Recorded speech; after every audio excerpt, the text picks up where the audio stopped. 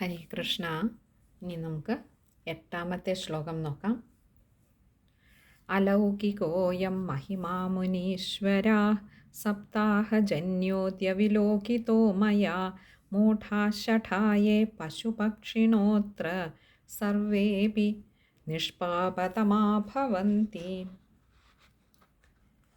നമ്മൾ തൊട്ട് മുൻപുള്ള ശ്ലോകത്തിൽ നാരദ മഹർഷി അത്ഭുതം കൂറിക്കൊണ്ട് ഇപ്രകാരം പറഞ്ഞു എന്നായിരുന്നു പറഞ്ഞത്. ഇനിയും പറയുന്നത് നാരദ മഹർഷി എന്താണ് പറഞ്ഞത് എന്നാണ് പറയുന്നത്. എന്തുകൊണ്ടാണ് നാരദ മഹർഷിക്ക് അങ്ങനെ ഒരു അത്ഭുതമുണ്ടായത്, എല്ലാവരും ഒരേ മനസ്സോടുകൂടി ഇരിക്കുന്നത് കണ്ടിട്ട് അത്ഭുതമുണ്ടായത് എന്തുകൊണ്ടാണ് എന്നാണ് പറയുന്നത്. അലൗകികോയം, അലൗകിക ഇയമാണ് അലൗകികോയം. ഈ അലൗകികമായിട്ടുള്ള അഥവാ കാണാൻ കഴിയാത്തതായിട്ടുള്ള മഹിമ, മറ്റുള്ളവർക്ക് പെട്ടെന്ന് മനസ്സിലാക്കാൻ കഴിയാത്തതായിട്ടുള്ള മഹിമയെ മുനീശ്വര, അല്ലയോ മുനീശ്വരന്മാരെ. നമുക്കറിയാം അവിടെ ധാരാളം മഹർഷിമാർ കൂടിയിട്ടുണ്ട് അല്ലേ. സനൽകുമാരാദി മഹർഷിമാർ മുതൽ എല്ലാ മഹർഷിമാരും അതുപോലെ അവരുടെ ശിഷ്യഗണങ്ങൾ എല്ലാവരും കൂടിയിട്ടുണ്ട്. അവരുടെ പത്നി, മാതാപിതാക്കന്മാർ, സന്തതികൾ എന്നു വേണ്ട എല്ലാ സുഹൃത്തുക്കളും കൂടിയ ഈ സദസ്സിൽ വെച്ച് പറയാം, അല്ലയോ മുനീശ്വരന്മാരെ, മറ്റാർക്കും കാണാൻ കഴിയാത്തതായിട്ടുള്ള മഹിമയെ. എങ്ങനെയുള്ള മഹിമ? സപ്താഹജന്യോദ്യ, സപ്താഹജന്യ അദ്യ, ഇങ്ങനെ രണ്ട് വാക്കുകൾ ചേരുന്നതാണ് സപ്താഹജന്യോദ്യ. അദ്യ എന്നാൽ ഇപ്പോൾ, ഇവിടെ സപ്താഹജന്യ, ഈ സപ്താഹ വേളയിൽ ഉണ്ടായതായ, ഉത്ഭവിച്ചതായ, ജനിച്ചതായിട്ടുള്ള ഒരു മഹിമയെ, മറ്റാർക്കും കാണാൻ കഴിയാത്തതാണെങ്കിലും കാണാൻ കഴിയാത്തതായിട്ടുള്ള ഈ മഹിമയെ വിലോകിതോ മയ, മയ എന്നാൽ അഥവാ ഞാൻ, വിലോകിതഃ കാണുന്നു. കാരണം മൂഢാശഠായേ പശുപക്ഷിണോത്ര, മൂഢന്മാർ, ഷഠന്മാർ, പിന്നെയോ പശുപക്ഷിണോത്ര, പശുക്കൾ, പക്ഷികൾ എന്നിവരെല്ലാവരും തന്നെ, സർവേപി എല്ലാവരും, നിഷ്പാപതമാ ഭവന്തി, നിഷ്പാപതമാ പാപങ്ങളെല്ലാം നശിച്ചവരായിട്ട്, പാപങ്ങളൊന്നുമില്ലാത്തവരായിട്ട്, ഭവന്തി അങ്ങനെ ആയിത്തീരുന്നു, പ്രകാശിക്കുന്നു. കാരണം ഈ ഒരു യജ്ഞവേദിയിൽ, ഈ സപ്താഹ യജ്ഞവേദിയിൽ വന്നിരിക്കുന്ന സർവ്വജീവജാലങ്ങളും, അതുകൊണ്ടാണ് പശുക്കൾ, പക്ഷികൾ, അതുപോലെ ഷഠന്മാർ, മൂഢന്മാർ, അവിടെ ഈ ജ്ഞാനത്തിൻ്റെ ഏറ്റക്കുറച്ചിലുകളുടെ അടിസ്ഥാനത്തിലൊന്നുമല്ല അവിടെ നാരദ മഹർഷി കാണുന്നത്. കാരണം അല്ലെങ്കിൽ ജനിച്ച ഏതെങ്കിലും ഒരു വർഗത്തിൻ്റെ ശ്രേഷ്ഠത അതും നാരദ മഹർഷി കാണുന്നില്ല. അതുകൊണ്ടാണ് പശുക്കൾ, പക്ഷികൾ ഏത് വർഗത്തിൽ ജനിച്ചവരായിക്കോട്ടെ, ഇനി മനുഷ്യരിൽ തന്നെ ഷഠനും മൂഢനും ഒക്കെ ആയിരുന്നാലും, ജ്ഞാനിയും അജ്ഞാനിയും ഒക്കെ ആയിരുന്നാലും, എല്ലാവരും ഇവിടെ ഞാൻ കാണുന്നത് എന്താ, അവരൊക്കെ പാപങ്ങളില്ലാത്തവരായി മാറിയിരിക്കുന്നു. കാരണം ഇവിടെ കൂടിയിരിക്കുന്ന എല്ലാവരും തന്നെ വൈഷ്ണവ ഭക്തന്മാരാണ്. അവർ ഭഗവാനിങ്കൽ അത്രയും ദൃഢമായ വിശ്വാസമുള്ളത് കൊണ്ടാണ് അവരുടെ ദേഹഗേഹാദികളെല്ലാം മറന്നുകൊണ്ട് ഇവിടെ ഇപ്പോൾ വന്നത്.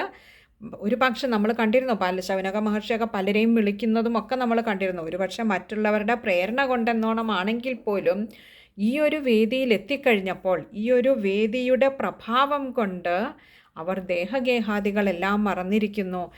നമുക്ക് പാപങ്ങളൊക്കെയും ബന്ധപ്പെട്ട് കിടക്കുന്ന കർമ്മങ്ങളോടാണ്. പുണ്യപാപങ്ങളെല്ലാം കർമ്മങ്ങളുമായി ബന്ധിതമാണ്. ഈ കർമ്മങ്ങളാകട്ടെ എന്തിൽ അധിഷ്ഠിതമാണെന്ന് ചോദിച്ചാൽ നമ്മുടെ ഇന്ദ്രിയ വിഷയങ്ങളിൽ അധിഷ്ഠിതമാണ്.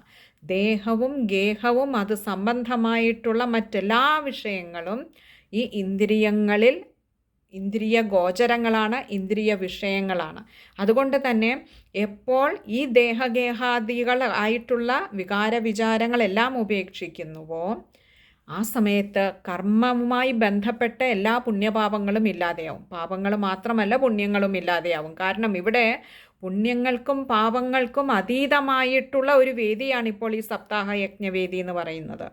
ഇവിടെ കുറേ സുഹൃത്തികൾ, ഇവിടെ കൂടിയിരിക്കുന്നവരൊക്കെ സുഹൃത്തികളാണ്. അതിൽ വലിയ വലിയ ജ്ഞാനികളുടെ നടുവിൽ അവരുടെയൊക്കെ തിരുവായ്മൊഴികളിൽ നിന്നും വീഴുന്ന ആ ഭഗവത് കഥകൾ കേൾക്കാൻ വന്നിരിക്കുന്ന എല്ലാവർക്കും ഇപ്പോൾ ഒരൊറ്റ വികാരമേ ഉള്ളൂ, ഒരൊറ്റ വിചാരമേ ഉള്ളൂ. എന്താ? ഭഗവത് കഥകൾ കേട്ട് ലയിച്ചങ്ങനെ ഇരിക്കുക. അതിനപ്പുറം അവർക്ക് തങ്ങളുടെ കുടുംബമെന്നോ ഗൃഹമെന്നോ ധനമെന്നോ സമ്പത്തെന്നോ അല്ലെങ്കിൽ മറ്റുള്ളവരോട് ഇതിനു മുൻപ് തോന്നിയിരുന്ന ദേഷ്യമോ ഇഷ്ടക്കൂടുതലോ ഒന്നും ഇപ്പോൾ ഇല്ല. ഇപ്പോൾ ആകെയുള്ളത് ആ ഭഗവത് വിചാരം മാത്രം. അങ്ങനെ ആ ഭഗവത് വിചാരം ഉള്ളിടത്ത് ഈ ദോഷങ്ങളൊന്നും ഉണ്ടാവുകയില്ല, പാപങ്ങൾ ഉണ്ടാവുകയില്ല. കാരണം ഭഗവാനോട് ചേർന്നിരിക്കുന്നിടത്ത് പാപങ്ങൾക്ക് ഇരിപ്പിടമില്ല. നമുക്ക് വെളിച്ചമുള്ളിടത്ത് ഇരുട്ടിന് ഇരിക്കാൻ കഴിയാത്തതുപോലെ ഭഗവത് വിചാരത്തിൽ മുഴുകിയിരുന്ന ഇവരുടെ ഉള്ളിൽ നിന്നും പാപങ്ങളെല്ലാം തന്നെയും നശിച്ചിരിക്കുന്നു. ഇവിടെ സമ്പർക്കത്തിലും പാപമില്ല, കാരണം ചുറ്റും കൂടിയിരിക്കുന്നവരും അതേ മനസ്സോടു കൂടിയിരിക്കുന്നവരാണ്. അപ്പോൾ പാപവുമായി യാതൊരു തരത്തിലും സമ്പർക്കമില്ല, അത് കായേനയുമില്ല, മനസ്സുകൊണ്ടുമില്ല. അതുകൊണ്ട് തന്നെ ഇവരൊക്കെ ഇപ്പോൾ പാപവിമുക്തരായി പ്രകാശിക്കുന്നു. അല്ലയോ മഹാമുനീശ്വരന്മാരെ, ആർക്കും കാണാനാവാത്ത ആ ഭഗവാന്റെ മഹിമ, ആ മഹത്വം, അത് പൂർണ്ണമായി പ്രകാശിക്കുന്നത് ഞാൻ ഇതാ ഇപ്പോൾ ഇവിടെ കാണുന്നു. കാരണം ഈ സപ്താഹ യജ്ഞവേദിയിൽ ഇവിടെ പലതരത്തിലുള്ള പല നിലവാരത്തിലുള്ള ആളുകളാണ് ഇവിടെ വരുന്നത്. ഇനിയും വേദാധ്യയനം ചെയ്യുന്നവരാണെങ്കിലും ഇല്ല വേദജ്ഞാനം നേടിയവരാണെങ്കിലും ഇതിന് ഭാഗ്യം സിദ്ധിച്ചിട്ടില്ലാത്തവരാണെങ്കിലും നാമജപങ്ങളിലൂടെ മാത്രം ഭഗവാനെ കാണുന്നവരാണെങ്കിലും നാമസങ്കീർത്തനത്തിലൂടെ ഭഗവാനെ ഉപാസിക്കുന്നവരാണെങ്കിലും ഏത് തരത്തിലുള്ള ആളുകളായിരുന്നാലും ഇവിടെ ഏത് തലങ്ങളിൽ നിന്ന് വന്നവരായാലും ഇപ്പോൾ അവരെല്ലാം ഇരിക്കുന്നത് ഒരൊറ്റ തലത്തിലാണ്. അതുകൊണ്ട് തന്നെ അല്ലയോ മുനീശ്വരന്മാരെ, ഞാൻ അറിയുന്നു ആ ഭഗവാന്റെ മഹിമ, മഹത്വം, ഈ സപ്താഹത്തിൻ്റെ വലുപ്പം, ഈ സപ്താഹ യജ്ഞവേദിയുടെ മഹത്വം ഞാൻ ഇന്ന് അറിയുന്നു, മഹിമ ഞാൻ ഇന്ന് അറിയുന്നു. അല്ലയോ മുനീശ്വരന്മാരെ. ഇത് പറയുന്നത് ഭാഗവതോത്തമനായിട്ടുള്ള ശ്രീ നാരദ മഹർഷിയാണെന്ന് കൂടി നമ്മളൊന്ന് വിചാരം ചെയ്യുമ്പോൾ ഓരോ ഭാഗവത സപ്താഹ യജ്ഞത്തിൻ്റെയും അത് നടക്കുന്ന ആ പുണ്യയിടങ്ങളുടെയും മഹത്വവും കൂടി നമുക്ക് മനസ്സിലാക്കാവുന്നതാണ്. ഇനി നമുക്ക് 8ാമത്തെ ശ്ലോകം ഒന്നുകൂടി നോക്കാം. അലൗകികോയം മഹിമാമുനീശ്വരാ സപ്താഹജന്യോദ്യ വിലോകിതോ മയാ മൂഢാശഠായേ പശുപക്ഷിണോത്ര സർവേപി നിഷ്പാപതമാ ഭവന്തി. ഈ ശ്ലോകം വായിക്കുമ്പോൾ ശ്രദ്ധിക്കേണ്ട കാര്യങ്ങൾ: അലൗകികോയം, അവിടെ ഒകാരം നീട്ടിയെടുക്കുക. അതേപോലെ മുനീശ്വരാഹ,